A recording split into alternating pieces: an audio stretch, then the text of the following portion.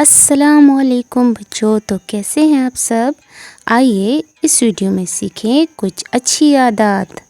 عادت نمبر 1، جہاں کہیں بھی انتظار کرنا پڑے تو لائن میں کھڑے ہو کر انتظار کرنا چاہیے، چاہے وہ اسکول کی کینٹین ہو یا کوئی بس اسٹاپ۔ عادت نمبر 2، جب استانی صاحبہ پڑھا رہی ہوں تو بہت توجہ سے سننا چاہیے۔ اگر راستے میں کوئی بزرگ یا ضعیف کوئی سامان یا بوجھ اٹھائے نظر آئے تو ان کی مدد ضرور کرنی چاہیے۔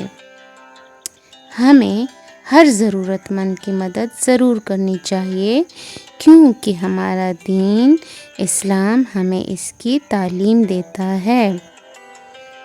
وقت پر سونا اور وقت پر اٹھنا چاہیے تاکہ ہماری صحت اچھی رہے اور ہر کام وقت پر ختم ہو۔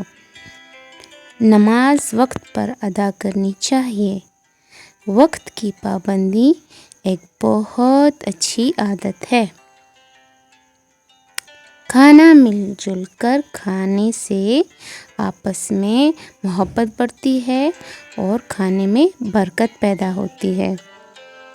ایک دوسرے کو تحفے تحائف دینے سے آپس میں پیار محبت بڑھتا ہے، آپس میں محبت بڑھتی ہے۔ جب بھی کسی سے ملیں یا گھر جائیں تو سب کو السلام علیکم کہنا چاہیے۔ روزانہ ورزش کرنے سے ہم صحت مند رہتے ہیں، لہٰذا ہمیں چاہیے کہ تھوڑی دیر کے لیے صحیح لیکن روزانہ تھوڑی سی ورزش ضرور کریں۔ کوڑا کرکٹ ہمیشہ کوڑا دان میں ڈالنا چاہیے، کیونکہ حدیث ہے کہ صفائی نصف ایمان ہے۔ آپس میں لڑائی جھگڑا کرنا بہت بری بات ہے، اس لیے ہمیں چاہیے کہ ہم لڑائی جھگڑوں سے بچیں۔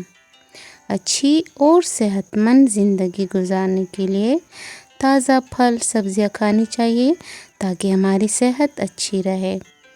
جب اونگ آئے تو منہ پر ہاتھ رکھنا چاہیے، کیونکہ اس طرح شیطان ہمارے منہ میں داخل نہیں ہوتا۔ مل جل کر پیار محبت سے کھیلنا چاہیے۔ ہر بچے کو باری ملنی چاہیے اور ہر ایک بچے کو اپنی باری کا انتظار کرنا چاہیے۔ روزانہ قرآن مجید کی تلاوت کرنی چاہیے، چاہے وہ چند آیات ہی کیوں نہ ہو۔ جب بھی کوئی غلطی ہو جائے تو فوراً اپنی غلطی کی معافی مانگنی چاہیے، اس سے عزت میں اضافہ ہوتا ہے۔ ضد کرنا اور چھوٹی چھوٹی باتوں پر رونا بالکل اچھی بات نہیں ہے۔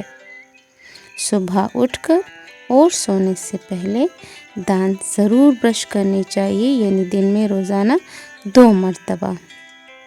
ویڈیو دیکھنے کا شکریہ، اپنا خیال رکھیں اور لائک سبسکرائب ضرور کریں۔ اللہ حافظ۔